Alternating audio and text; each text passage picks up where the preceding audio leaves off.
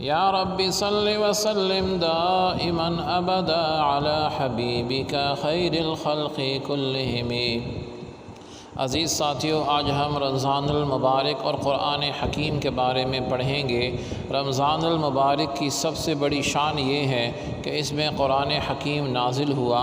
سورہ بقرہ آیت نمبر 185 میں ارشاد ہے: اعوذ باللہ من الشیطان الرجیم، بسم اللہ الرحمن الرحیم۔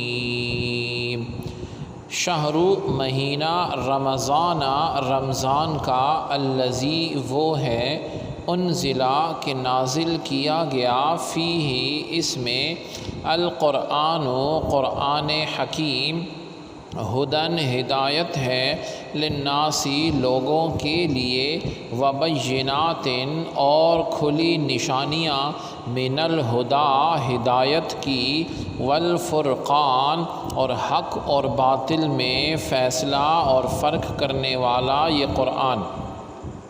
فمن پس جو کوئی شہیدہ موجود ہو، منکم تم میں سے، الشہرا اس مہینے میں، فلیصمہ اسے چاہیے کہ روزہ رکھے۔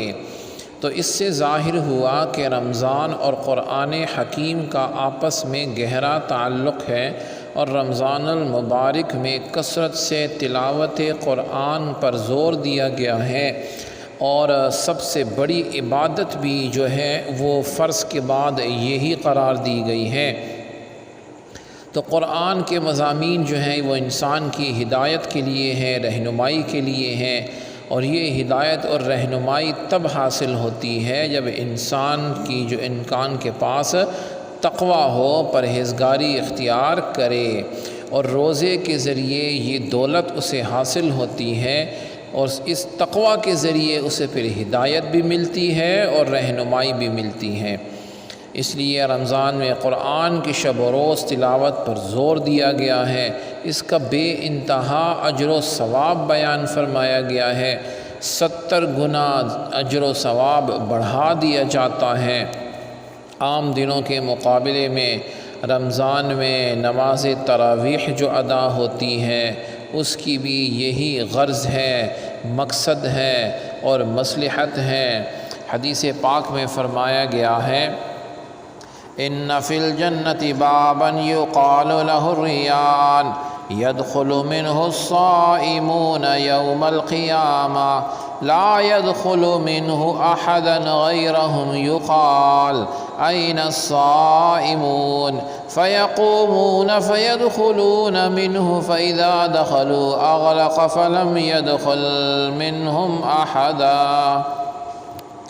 ترجمہ ہے کہ حدیث پاک میں نبی علیہ السلام نے ارشاد فرمایا کہ جنت میں ایک دروازہ ہے جسے ریان کہا جاتا ہے، قیامت کے دن اس سے صرف روزہ دار ہی داخل ہوں گے، ان کے علاوہ کوئی اور داخل نہیں ہوگا۔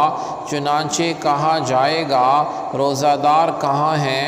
روزہ دار کھڑے ہوں گے اور اس دروازے سے داخل ہوں گے۔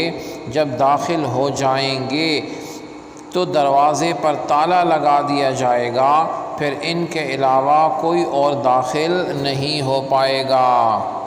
ایک دوسری حدیث پاک میں ارشاد ہے: ان للصائم عند كل فطره دعوة ما ترد، کہ ہر روزہ دار کی افطاری کے وقت کوئی نہ کوئی دعا ہوتی ہے جو کسی صورت میں بھی رد نہیں کی جاتی، یعنی ہر حال میں قبول ہوتی ہے۔ سبحانک اللہم و بحمدک، اشہد ان لا الہ الا انت، استغفرک و اتوب الیک، وصلی اللہ تعالی علی خیر خلقہ محمد وعلی آلہ واصحابہ اجمعین، برحمتک یا ارحم الراحمین۔